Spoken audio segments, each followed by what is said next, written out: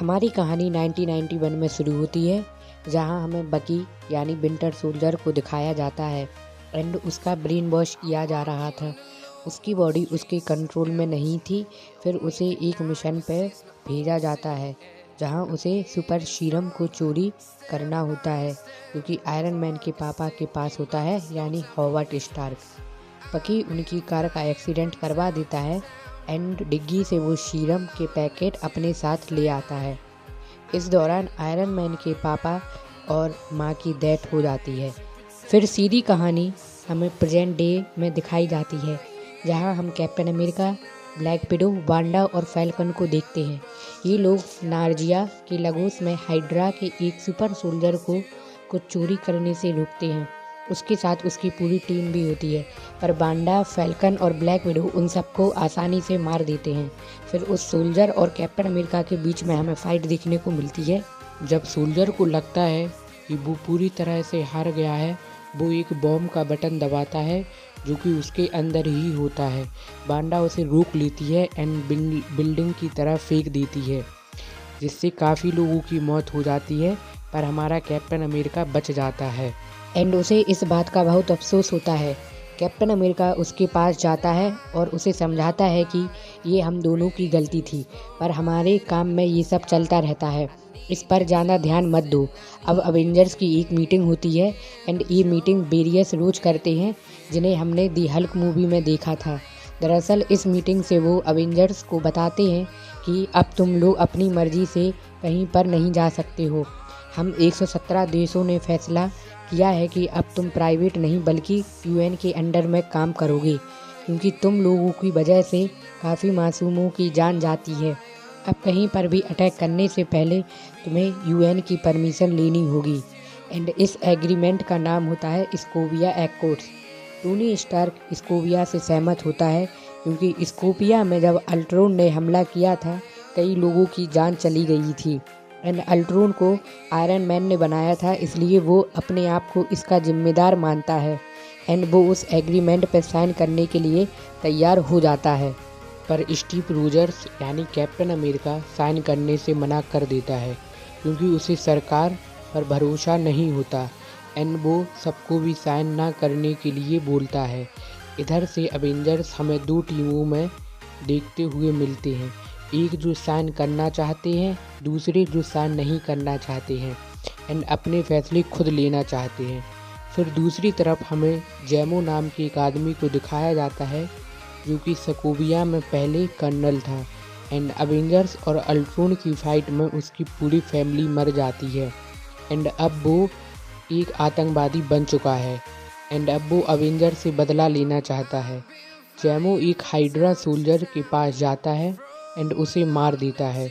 उसे उसके घर पर हाइड्रा की एक बुक मिलती है, जिसमें सुपर सोल्जर के कुछ ट्रिगर वर्ड्स लिखे होते हैं, जिनसे उन पर काबू किया जाए, जिसके बाद उनसे कोई भी काम करवाया जा सकता है। फिर हमें वकांडा के किंग को दिखाया जाता है, जो कि टोनी की टीम्स को थैंक्स कहते हैं, क्योंकि वो एग्रीमेंट पर साइन करने के लिए तैयार हो जाते हैं। पर अचानक से उस बिल्डिंग में एक बॉम्ब ब्लास्ट होता है, जिसमें वकांडा के राजा मर जाते हैं एंड टिचाला यानी ब्लैक पैंथर पूरी तरह से टूट जाता है। वो सीसीटीवी चेक करता है एंड उसे बकी का चेहरा दिखता है। वो बकी को किसी भी कीमत पर मारना चाहता है। कैप्टन अमेरिका को भी ये खबर मिल जाती है एंड वो उसे बचाने की सोचता है, क्योंकि कैप्टन अमेरिका मूवी में शिप से गिरने पर बकी ने ही कैप्टन अमेरिका की जान बचाई थी एंड उसे बचाने के लिए वो यूकेरिस पहुंच जाता है। कैप्टन अमेरिका उसके घर पहुंचता है एंड उससे बात ही कर रहा होता है, तभी आर्मी वाले उन पर हमला कर देते हैं एंड बकी वहां से भागने लगता है। पर ब्लैक पैंथर वहां आ जाता है एंड बकी का पीछा करने लगता है। कैप्टन और फैल्कन बकी को बचाने की पूरी कोशिश करते हैं, पर ब्लैक पैंथर उसे पकड़ लेता है एंड मारने वाला ही होता है। तभी वहाँ आर्मी वाले एंड आयरन मैन का दोस्त रोडी भी आ जाता है, जो कि आर्मी में एक ऑफिसर है एंड इन सबको गिरफ्तार कर लेता है। इन लोगों को एक खास जगह लाया जाता है एंड बकी को बहुत टाइट सिक्योरिटी में रख दिया जाता है। वहाँ एक साइकेट्रिस्ट आता है, जो कि जीमो यानी वो आतंकवादी होता है। वो बकी के सामने वही वर्ड्स बोलता है जिससे वो उसके कंट्रोल में आ जाता है यहाँ पर कैप्टन और फैल्कन भी आ जाते हैं, पर बकी इन पर हमला कर देता है। कैप्टन जेमू को देख लेता है, पर वो वहाँ से भाग निकलता है एंड बकी इन दोनों को आराम से हराकर वहाँ से निकलता है, जहाँ आयरन मैन भी उसे नहीं रोक पाता है क्योंकि उसके पास उसका सूट नहीं था एंड वो बिना यूएन की परमिशन के बिना सूट नहीं पहन सकता। बकी सीधा टेरेस पर जाता है एंड हेलीकॉप्टर को स्टार्ट करके भागने ही वाला होता है। तभी कैप्टन वहां आके हेलीकॉप्टर को अपने हाथों से रोकने की कोशिश करता है एंड इस दौरान दोनों पानी में नीचे गिर जाते हैं। बकी इधर पर बेहोश हो जाता है, इसलिए कैप्टन उसे अपने साथ ले आता है। बकी को होश आता है एंड वो फिर कैप्टन को पूरी बात बताता है। वो उसे बताता है कि वो पहले की तरह नॉर्मल हो चुका है। बकी कैप्टन को बताता है कि अभी भी उसके मन में हाइड्रा के प्रोग्राम हैं एंड उस व्यक्ति ने वो ही शब्द पढ़े जिसकी वजह से मेरी विंटर सोल्जर वाली पर्सनैलिटी वापस आ गई। वो साइबेरिया के बारे में जानना चाहता है, जो कि हाइड्रा का एक बेस हुआ करता था एंड वो कैप्टन अमेरिका को उधर की पूरी बात बताता है कि उसने 1991 में सुपर सीरम चोरी किया था एंड उसी के साथ साथ आयरन मैन के पापा और मम्मी को भी मार डाला था एंड फिर हाइड्रा ने वहाँ मेरी तरह कई सुपर सोल्जर को बनाया जो मुझसे भी बहुत ताकतवर थे एंड ये सब अभी भी हाइड्रा की साइबेरिया बेस में एक गहरी नींद में है एंड इन सब का भी ब्रेन वॉश है एंड जेमो इनका यूज करना चाहता है ताकि वो अवेंजर से बदला ले सके। फिर कैप्टन एक टीम बनाता है जिससे वो जेमो, जो कि हाइड्रा के बेस के लिए निकल चुका है, उसे रोक सके। कैप्टन की टीम में एंटमैन, फैल्कन, हॉकाई, वांडा होते हैं। वहीं दूसरी तरफ आयरन भी एक टीम बनाता है जिससे वो कैप्टन को रोक सके एंड उसको गिरफ्तार कर सके। उसकी टीम में black panther, black window, vision, war machine and spider man होता है एंड स्पाइडर मैन का ये अवेंजर्स में फर्स्ट कैमियो भी था। तो इस तरह से अब अवेंजर्स 2 टीमों में बढ़ चुकी है।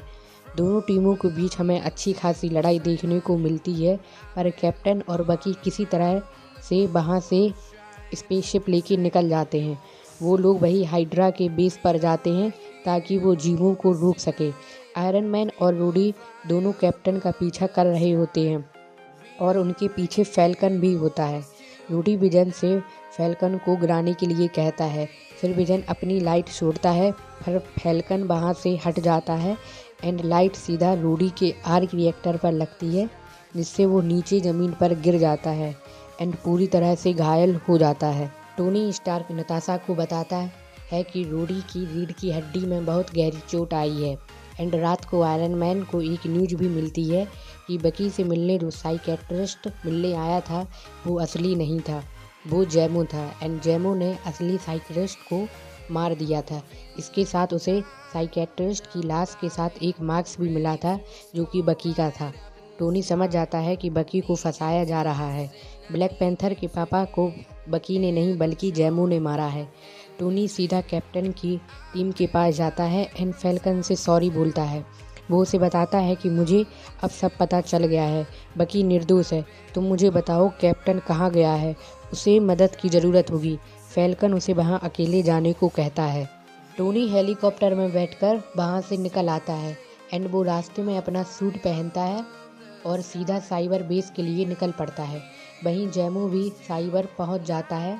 फिर आयरन मैन भी वहाँ आ जाता है एंड वो कैप्टन से सुलह कर लेता है, मैं तुम्हारा साथ देने के लिए तैयार हूँ।